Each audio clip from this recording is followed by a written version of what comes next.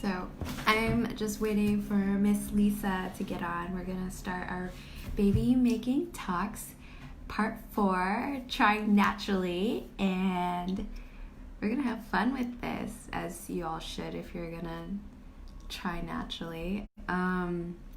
Yeah, we're just gonna give you some tips on when the best time to conceive is,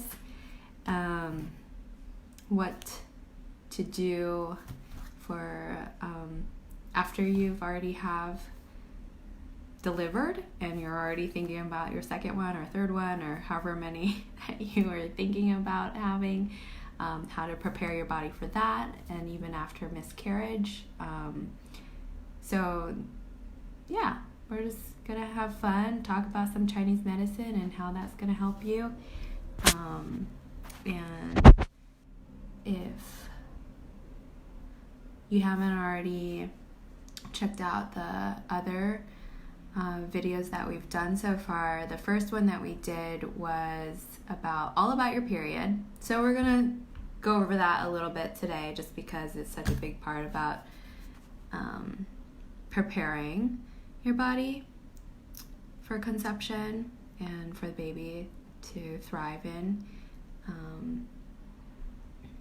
And the second one was about difficult fertility issues. So we covered some endometriosis, PCOS, and some other hormonal issues. And then the third one that we did last week was all about IVF and advanced maternal aging. So this week is all about trying naturally, because we have so many options, and we want to give you the full dealio here. And I am still waiting for Miss Lisa to get on here so we can start soon. I'm not sure what's going on. Oh, that's my kitchen, guys. This is interesting. So, while we're waiting, hey Adam, how's it going? You are such a great supporter. Thanks for watching. Hello. I've been playing around with the masks, and these have been great. I'm absolutely loving them. Hey Ben, how's it going? I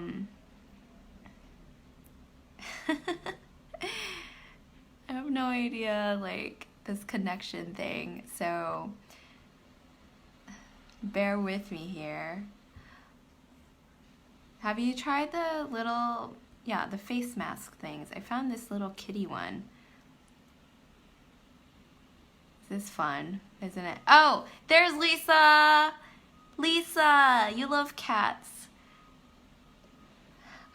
We're not gonna stay like this, but yes, there you are. So we're gonna start.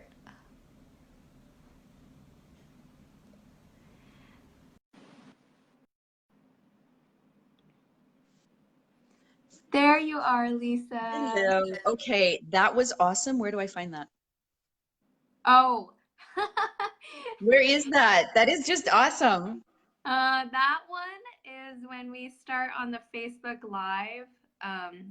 Like when you go on your own, unless I can, here, let's try it for fun.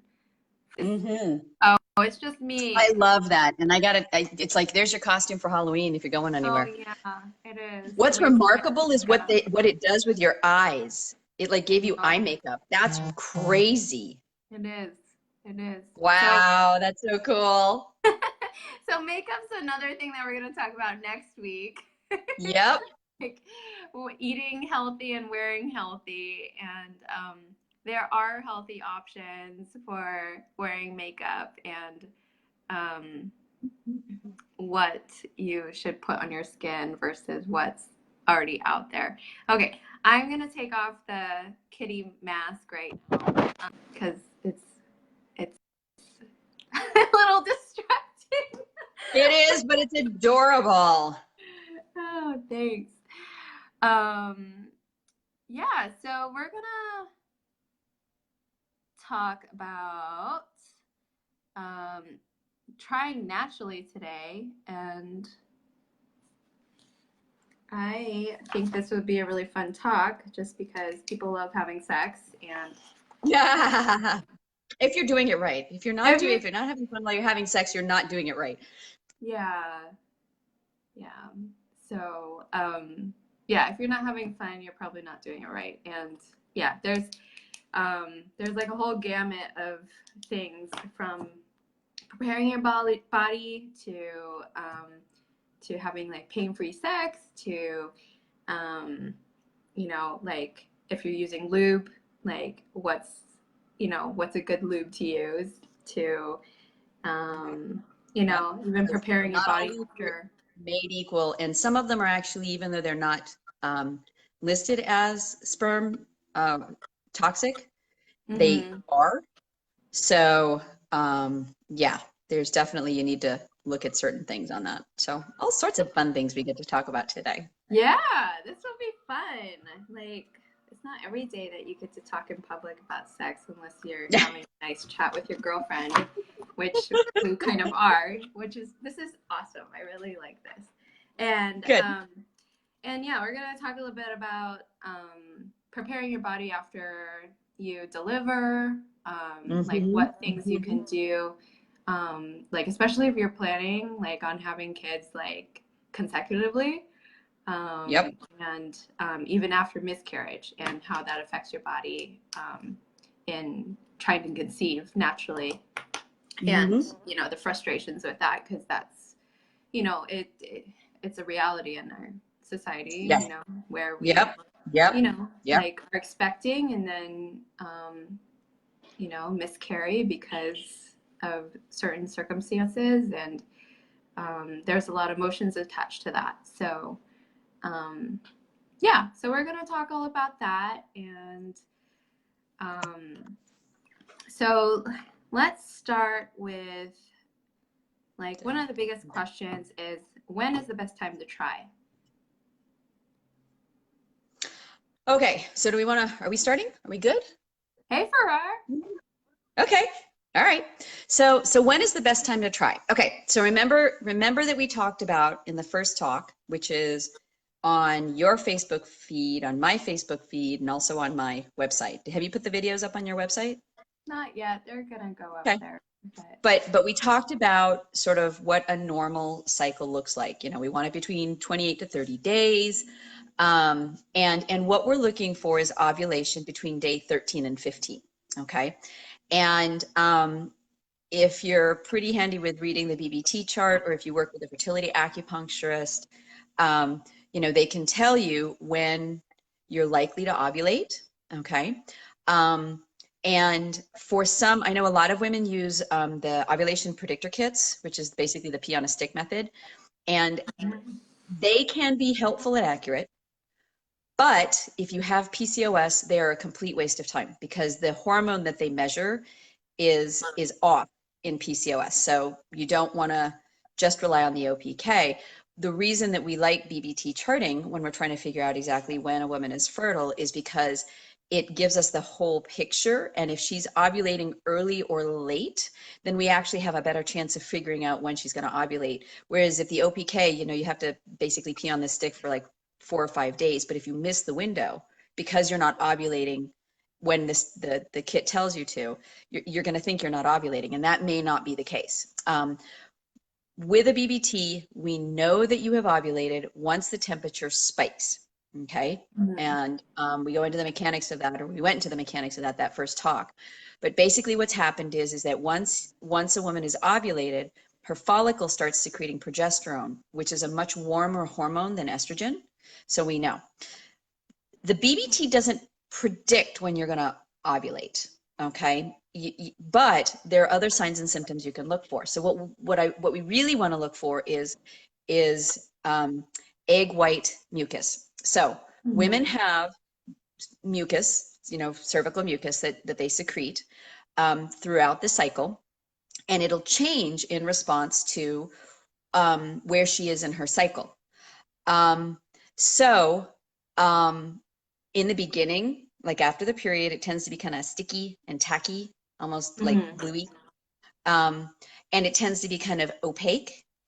And then as the woman's pituitary is starting to secrete luteinizing hormone, which is the hormone that says, hey, get ready to ovulate, her mucus will start to change and it'll start to get stretchy and stringy. And, you know, you can actually track it. And I know it's kind of gross, but honestly, pregnancy and fertility is really good practice for dealing with all sorts of body secretions once you have the kid.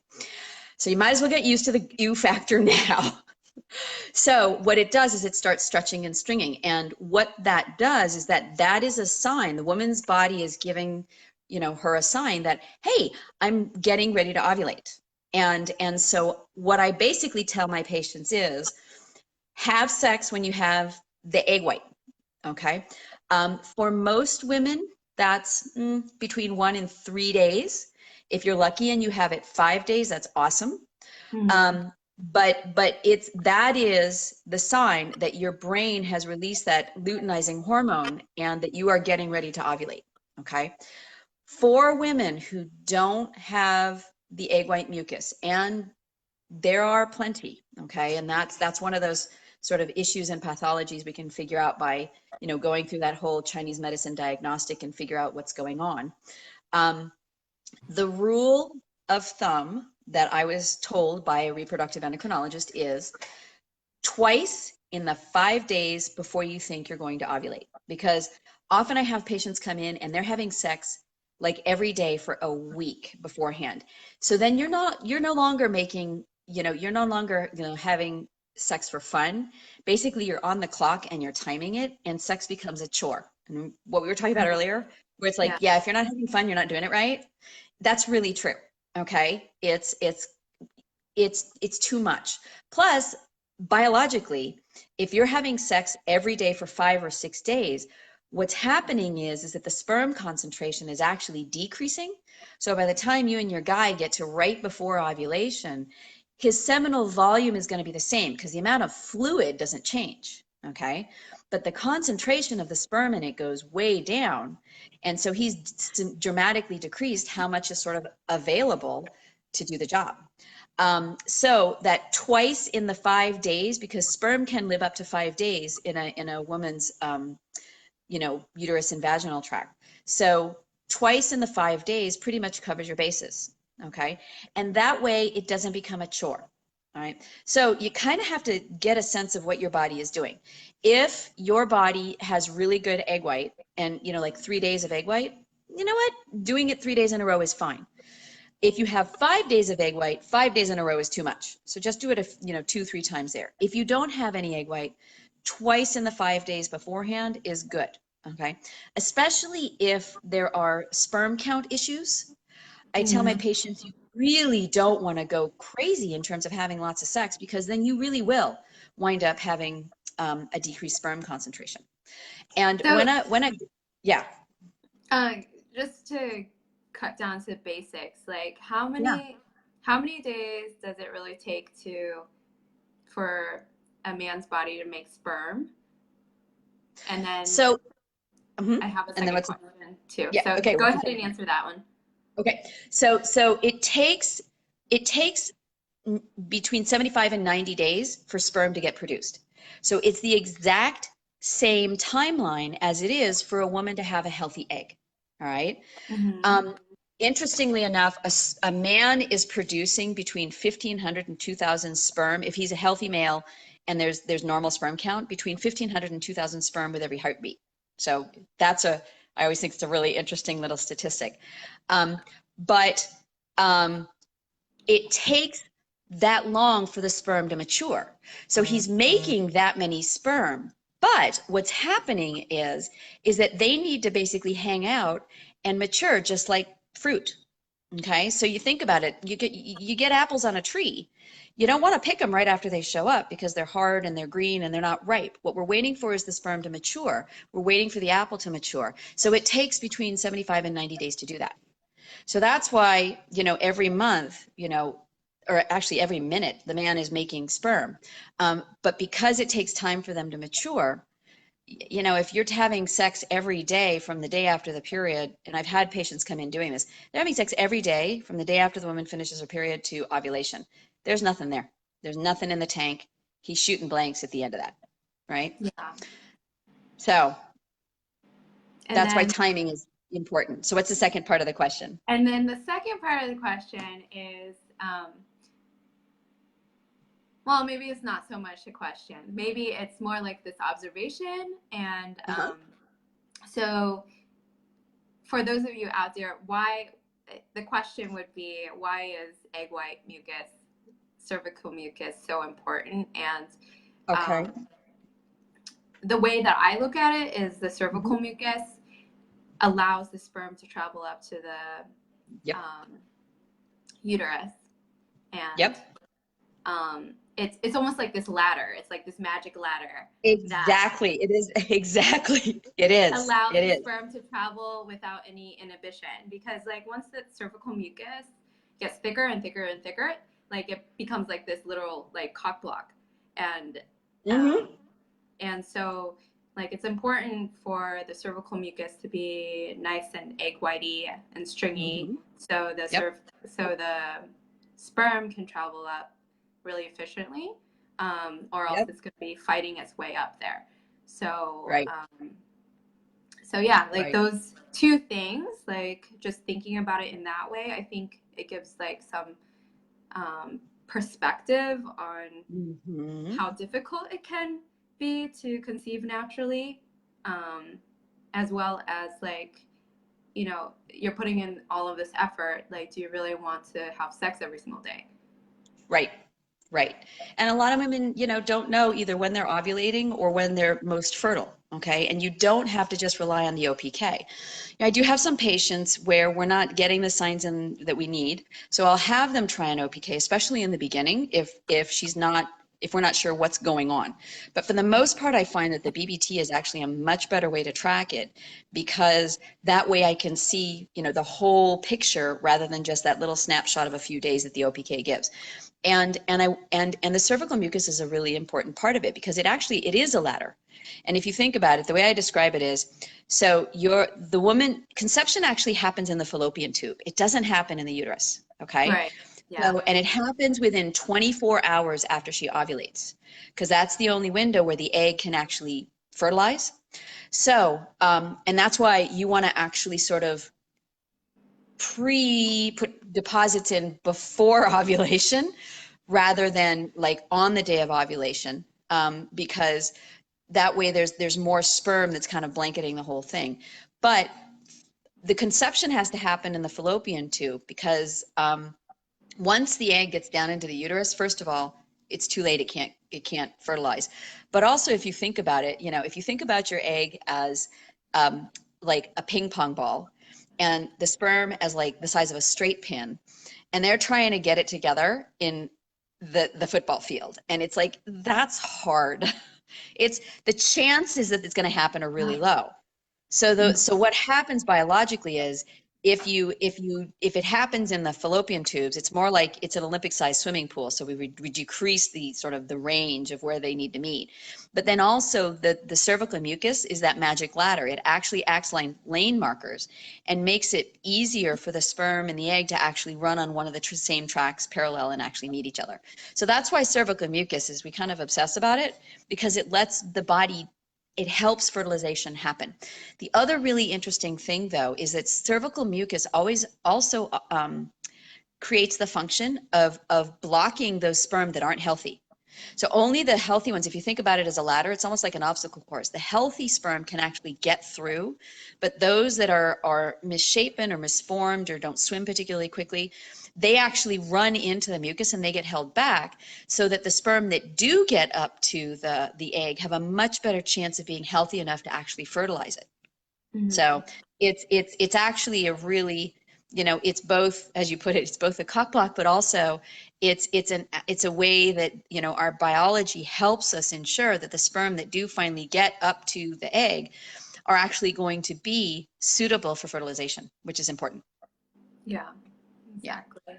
Yeah. So So that's about the timing. And I would like to emphasize again that, it feels overwhelming. I mean, there are days when I look at this and go, it's insane that anybody ever gets pregnant. I mean, the hormonal balances and, it's like we're involving two people in both sets of hormonal balances and all these different factors and what's going on. But, when women have uteruses because biology says we want you to get pregnant. We want you to propagate the race. Okay, it's or the species, I should say, not the race, the species. Um, and so our bodies really are, the biology really does try and want to work for us. If you understand why it's doing what it's doing, then it makes it easier for you to actually help your body do what it is that your heart wants it to do too, and that is get pregnant. yeah, exactly. Yeah. So that goes to another thing, like what should you do to like prepare your body so you know these things. Like we touched a little bit about like the BBT charting in the first talk that Yeah. we did with all Hmm. about your period.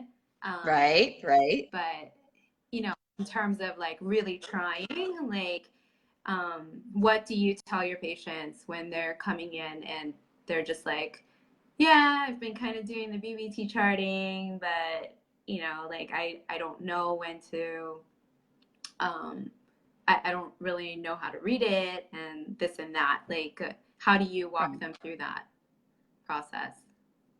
Well, that's part of what I do in my in-person fertility workshop that I ask all my patients to take before we start doing treatment, so that they can read it and they understand the basis for what it is that I'm asking them to do. Um, and so we walk through that whole, ideal basal body temperature charting or ideal cycle. And then I teach them how to read the BBT so that they can see, okay, so this is when I'm ovulating. And they're also tracking, their fertile mucus and stuff. Fertility Friend is an awesome app. The free version pretty much has everything that you ever want on it. You can add your own notes, you can put things down, you can track things if you're not sure, like, what's the effect of the exercise that I'm doing, or what's the effect of drinking the alcohol, or what are those things doing to my fertility and my hormones. It'll actually let you track it, and it's so Mhm. much better than paper and pencil, which is where we were before apps became a really big thing. But part of what you want to do is learn how to, I teach them how to read the BBT so that they can look at it, and then I often have them send me screenshots of their BBT before their appointments, because that way I can see what's going on, and then I can modify my acupuncture treatment and also the herb that I prescribe to make sure that it's helping the woman's body get to where it is that it wants to go. So that's why it's important, because it's a tool for us to track what's happening and modify our treatments, but it also lets our patients sort of see, oh, hey, look, when I don't sleep really well, for women that run tired, when they don't sleep really well, generally their temperatures drop like crazy because they just don't have enough energy to do everything that they're asking their bodies and spirits to do. Or if she tends to run hot, if she doesn't sleep well, she'll never get to that cooler, quieter, calmer basal temperature. So her temperatures will spike and she'll get really hot. The other thing that happens is that in a basal body temperature chart, if you're really stressed out, it tends to look like a mountain range. It'll spike and drop like crazy because the hormones are the stress hormones are actively interfering with what the fertility hormones are doing. And that's something that I think we talked about in the first talk, was stress is not your friend. Stress is a fertility killer. And you can actually see it graph out on the BBT, which is helpful because it's wonderful when we tell our patients what to do, but it's a lot more empowering if our patients understand what's going on and can look at that and go, oh boy, yeah, I really need to focus more on doing some calming things, doing some exercises, all those other things, the tools that we teach them, so that they can actually feel better. And part of the online fertility 90-day fertility reset program that I'm going to be offering is actually, we're going to start by learning about the basal body temperature charts and learning sort of, how to track all of that and know what natural conception is, because um, even if you're going to do IVF, getting your hormones in balance means that you're going to be more fertile and have better outcomes for an IVF program, which is why this program, the one that I'm going to do online, and PM me or call me if you're interested in joining. But I'm planning on offering it like the 3rd or 4th week in October, just depending on the schedules of the women who would like to join. But talking about all this and teaching them how to read those charts, because obviously I can't do acupuncture across the internet, but what we can do is help put as many of the lifestyle, pieces in place so that you're helping your body do what it wants to do. Mm-hmm. So, And that's exactly what, like as an acupuncturist, like I'm trying to help my patients like get to a mm-hmm. point where they're, calm and they're Right. feeling energetic instead of Yep. tired, and Yep. they can do the things that they need to do, having fun, enjoying their Yep. family, enjoying their husband or partner, and, Right. getting things to a point where they're, not stressing about it, because Mm-hmm. this is essentially like, quote unquote, like in Chinese medicine, we call it preparing the palace. Right. And, that palace is for the baby to like live in for like Mm-hmm. about 9 months. And Right. if you're always like stressed out about this or that, that palace is gonna like not be a very safe haven for the baby, Right. in other words. So that's like another thing, like, when we talk about even postpartum or like miscarriage, like what are you seeing, and what are you telling your patients who just, like if they've um, already had a baby and they want to try again, because like a lot of times after you've conceived, had the baby, then if you stop breastfeeding, then you're pretty fertile afterwards. Mm-hmm. And then, but even after miscarriage, like, you still have to prepare the body for this. Like, what do you tell your patients in terms of like preparing their body Yeah. for second or their first child? And you know what? I love the image of the womb as a palace, because that gives that sense of abundance and richness and ease that is a really important part of trying to get pregnant. So um, and if you think of that metaphor that way and take it into postpartum or take it into post miscarriage, it makes it easier, I think, for our patients to realize that sometimes the palace needs maintenance. Actually, often the palace needs maintenance. It's a very complicated place. And so what I tell my patients is after they've had a baby, okay, is that they need to give, well, first of all, if you're breastfeeding, breastfeeding, the hormone that drives breastfeeding, which is called prolactin, actually suppresses your fertility. If you're Mm-hmm. bottle feeding, you don't have that biofeedback mechanism. And that makes sense because if you're already nourishing one baby outside the womb, you're going to want to make sure that metabolically and biologically you actually have enough resources, enough energy, enough hormones, enough, reserves to be able to support a second child internally while your first one or second one or whatever it is, the breastfeeding one is strong. So breastfeeding will actually suppress fertility hormones, and it shows up as not having a cycle. And that's a natural way for the body to say, hey, you know what, I've only got enough to go around for you and the current breastfeeding child. Once a woman's period starts to come back, and usually that happens when she's weaning the child, I often tell my patients, you know what, you need to really have a solid regular cycle for at least 3 months. And and depending on how long she's choosing to nurse, it's until the baby is on a fair number of solids.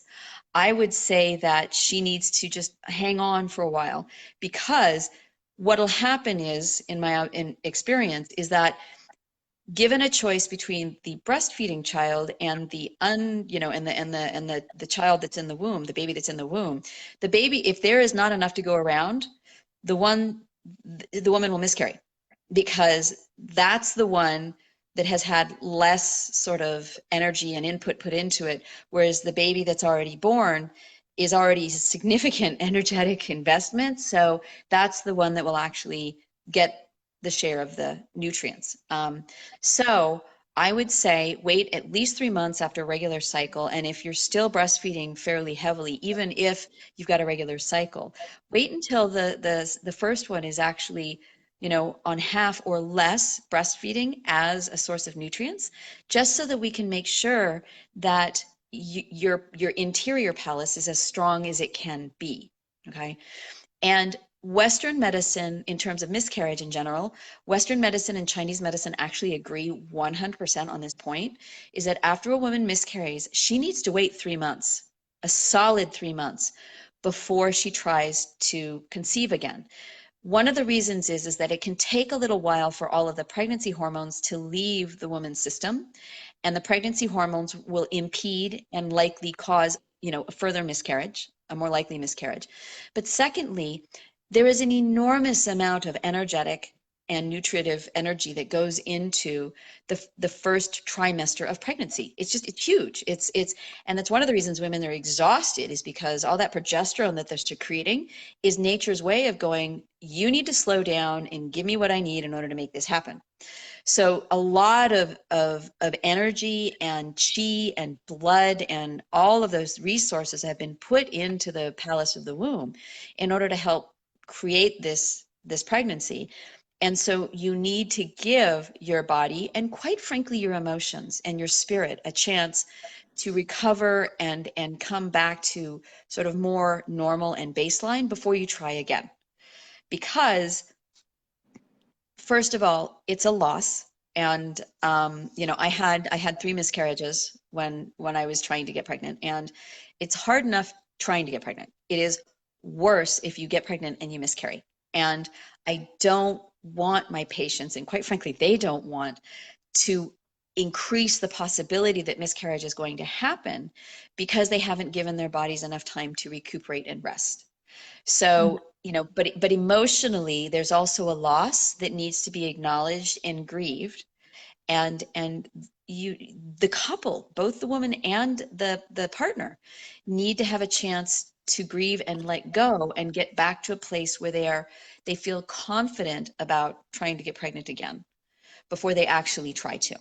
Mm-hmm. So, it's true for miscarriage, it's true for stillborn, and it's true for, postpartum, a woman who is nursing.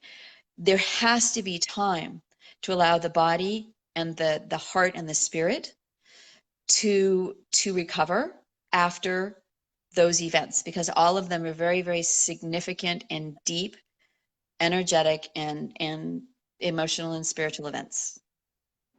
Yeah, they really are. And a lot of the emotion is attached to the outcome too. So, Oh yeah. yeah, if you can get through that and just allow your body to heal from within, and just the goal's always there, but Right. you want to prepare your body so it can get through the entire course to have success Right. in the end. Right. And sometimes, like with talking to patients or even friends who go through this, they just want to try right away. Right. And Yeah, I found, yep. and so it's so there's like that emotional battle that that you have to take care of first.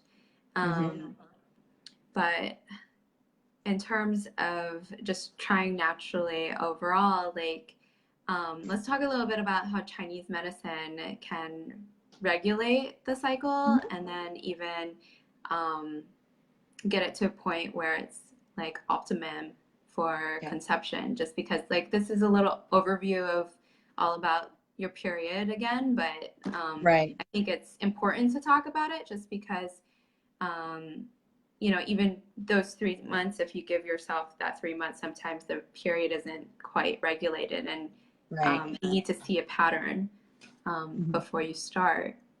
Yeah, because the pattern on the basal body chart and the pattern in the cycle, because remember, it is a cycle. And what that means is things are happening at regular points during that time. And that's an indicator that the woman's body is as fertile as it can be. We need to get stress under control. I got to tell you that stress is one of the biggest issues that I have for patients coming in, especially if they've been trying for a really long time. And so regulating the cycle not just the period, but the cycle, getting it to that, that lovely 28 to 30 day sort of time frame, helping ovulation happen in that window between day 13, 15. What that does is it's a signal to us as fertility acupuncturists that the hormones are working in the favor of fertility, that the follicles that are developed, because remember, not only does it take 75 to 90 days for healthy sperm to develop, the follicles and the eggs are on the same trajectory. It takes 90 days to develop a really healthy, good egg that is gotten all of the hormonal and nutrient and chi and blood inputs that it needs. And we talk about this as fertility acupuncturists in terms of, chi and blood and yin and yang. And it's just another way to discuss sort of what your body and what your emotions and what your energy is doing to help you be as fertile as you can be. And those things that we talk about and we look at and we ask about and we're charting and we're regulating, all of those things are going into, making sure or doing as the best that we can through the acupuncture and the Chinese herbs to have your fertility be at its peak, to make it more likely or as likely as possible that you are going to actually be able to not only conceive but also carry your conception to term. So that's why regulating the cycle and trying to get it to a place where it's that sort of ideal thing is important with the acupuncture and the Chinese herbs, because what we're doing with those is we're personalizing the treatment to what your body is telling us it needs in order to get to the optimal fertility. And do you talk to the women's partners about their own fertility in terms of like sperm making? Do you work with them? So I do work with some men when they have low sperm counts. Okay. In general, I go through the woman to get to the man, because because what I find is, usually, I mean, I think probably in about 90 to 90% of the cases, it's the woman's fertility who is problematic or, having issues. So, but what I always do is I have the partner fill out my paperwork for men, and then I just go through that really quickly, and they take that home and then have their partner fill it out, and then they bring it in to go through and see if there is anything that is raising sort of a red flag for me in terms of, oh, hey, there might be an underlying Chinese medicine issue here. Okay. What I mostly do is through the fertility workshop, and then, when we're doing the online program, is I spend about 30 minutes or so going over some of the lifestyle factors that are really the biggest bang for the buck in terms of things that I need the male partner to change. And this is assuming that, everything is fine on the sperm analysis, and fine is in quotes, because just because it looks fine doesn't mean that it's 100% fine, but a decent sperm analysis plus changing some of these lifestyle factors that I talk to the woman about, because it's usually the woman that will get the guy to do what it is that I need him to do, like in terms of drinking more water, or here in Las Vegas, heat is a huge problem because sperm heat. So little biology, testicles hang outside the body because sperm need it 1 to 2 degrees cooler in order to develop appropriately. And because men run hot, because testosterone is a hot hormone, the testicles hang outside, okay? And that's just enough to get the sperm what they need. It hits 115 degrees outside here. And when you get into a car, even in a garage, the inside of the car is really hot. And then I've got a lot of, patients whose partners work outside or they spend time outside doing things. And the heat will kill sperm within 30 minutes, especially like, for example, if they're putting a laptop on your lap. Laptops on your laps are like a terrible thing for sperm. So one of the things that we do is I go over with the woman some of the things that, I need my guys not doing, especially during the summer, so that they can help conserve and preserve the fertility and the health of their sperm. So I do talk to the guy, but more actually, it's not talking to the guy directly. What I do is I tell the female partner, and then she goes home and she and her partner talk about what it is that needs to be changed. And if there is something that comes up in the paperwork, or if, you know, during like my phone consultation, they tell me something's going on, then I may have him come in for treatment. But in general, it's what I find is that just those simple lifestyle changes that I ask the guys to do, more often than not, take care of a lot of the issues. That, and then just telling them these are the supplements that I want you on. So, Mhm. so in the absence of something like showing up as a problem, we just, you know, just I tell them, here, these are the lifestyle things I want you to put in place, and then they're good to go. Yeah. So since you talked a little bit about supplements, like we can touch a little bit about that today too. Just like, what are the, like, a lot of people will just say, okay, I'm just taking prenatals. Like, what exactly do prenatals do for the body, and like why, like aside from like folic acid for developing, you know, Making sure there's not going to be any neural tube defects and stuff like that. Yeah. right. And I will say this. So can we talk about folic acid just for a minute?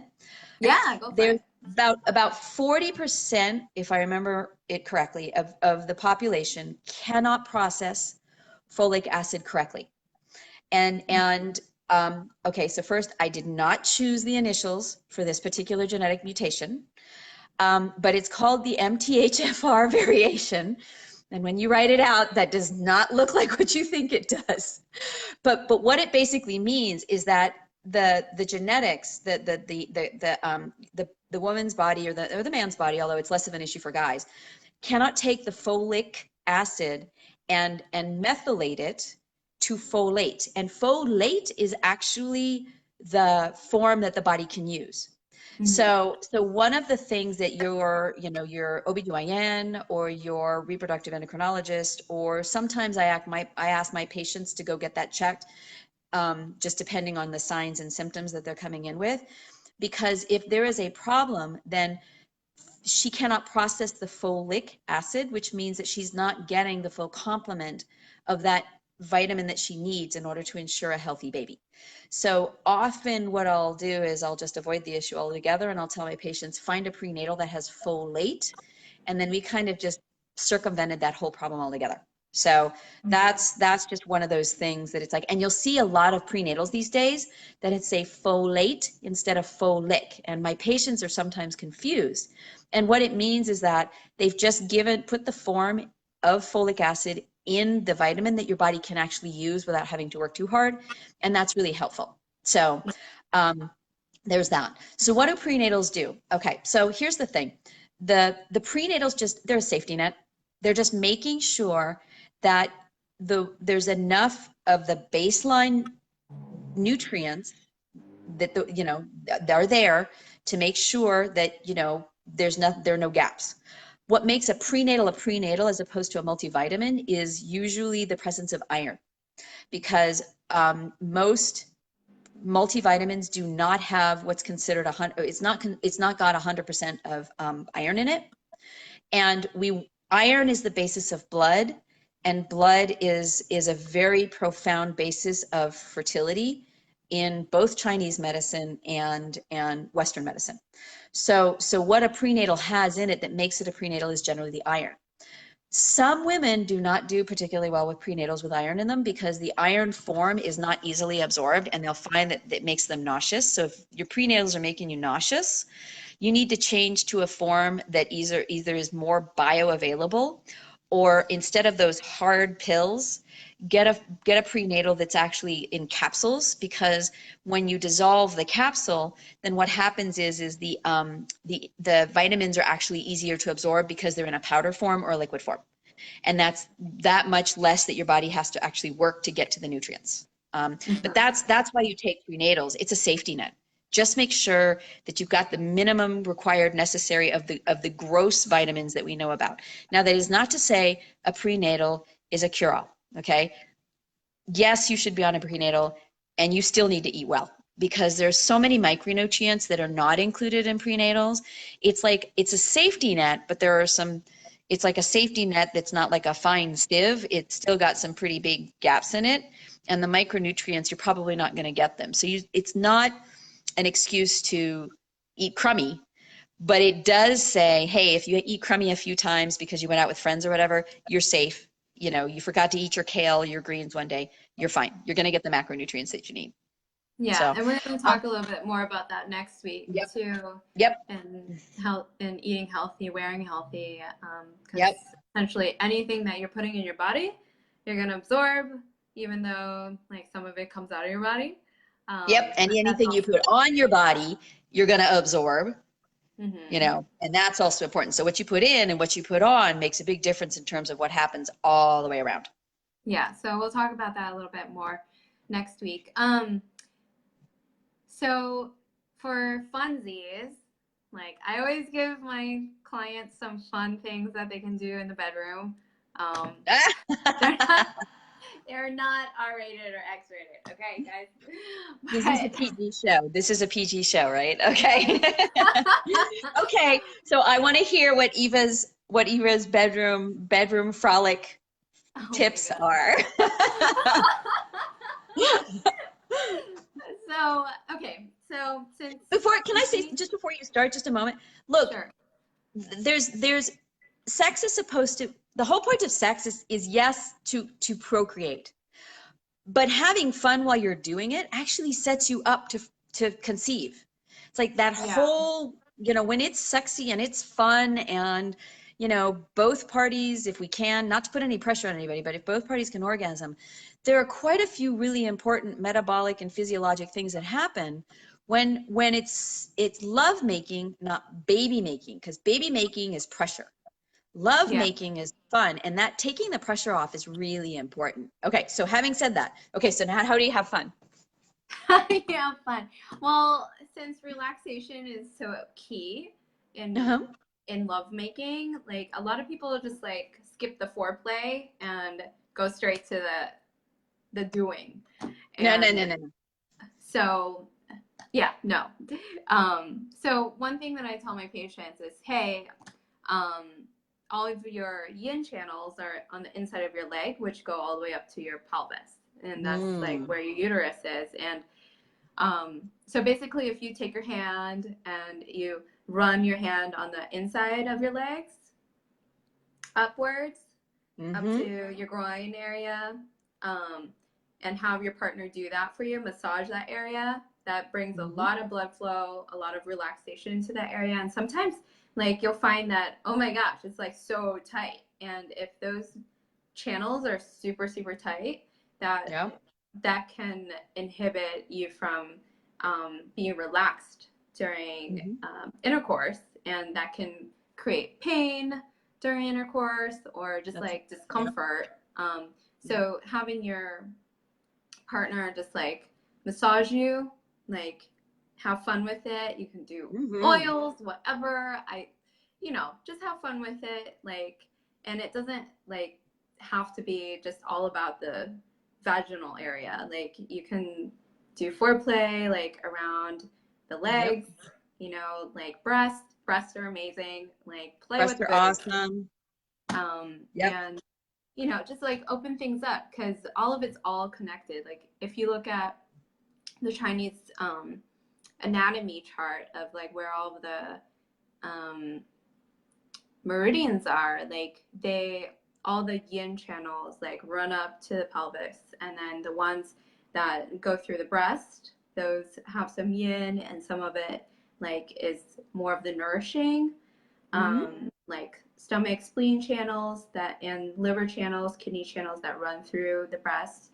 That all goes down to the Right. baby making areas anyway Right. too. So if you can Right. stimulate those and have fun with it, like you're just gonna be a lot more. No, I'm not pregnant.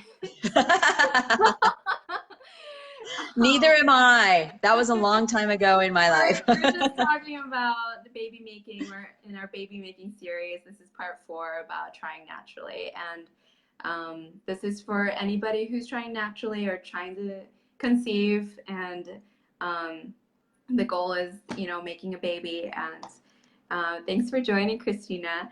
Um, so we so yeah, like if you have fun and open those channels up, like have your partner do it, or just like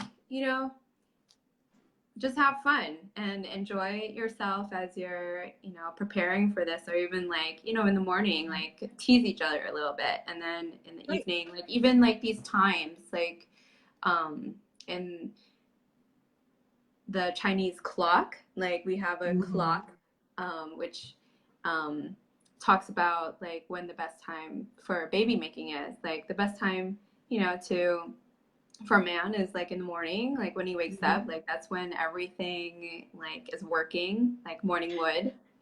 And then And that's because there's more testosterone in the morning. Men are at their highest mhm, peak of testosterone in the morning. So there's actually a reason for that. Yeah. yeah, and then women are on the opposite end where they're like more peak for like just conception. And you guys gotta warm up the oven, guys. Like Yep. warm up the oven Yep. and enjoy it instead of like, okay, we're gonna do this and it's gonna take 20 minutes. Wham bam, thank you, ma'am. Wham bam, thank you, man. That's what I call baby making as opposed to love making, because love Yeah, making is slower, it's more relaxed, it's generally more enjoyable. Usually by the time my patients get to me, they're sick of sex, which is really pretty sad because they've been on the clock trying for so long that they've lost the love part of that.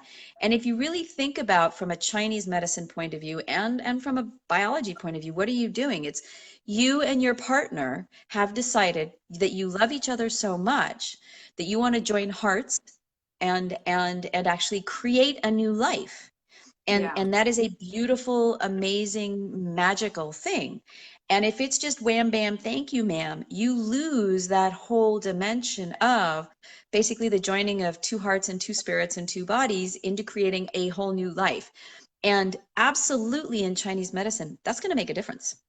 yeah, Biologically and physiologically, it actually makes a difference.